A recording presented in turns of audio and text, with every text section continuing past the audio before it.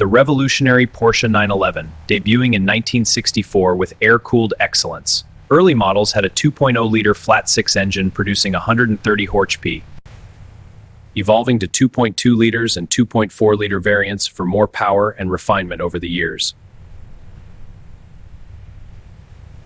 It featured a 5-speed manual, wheelbase of 2,210 millimeters, and a lightweight 950 kg curb weight for supreme agility. Colors ranged from slate gray, polo red, and Bahama yellow to Irish green.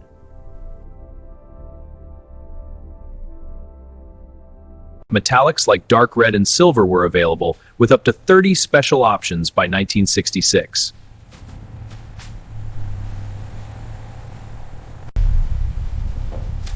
Iconic rear-engine layout and Fuchs wheels defined its purity and balance.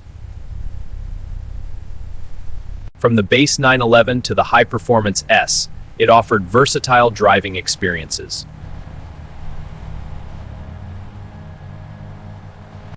It set endurance records and became a benchmark for sports cars worldwide.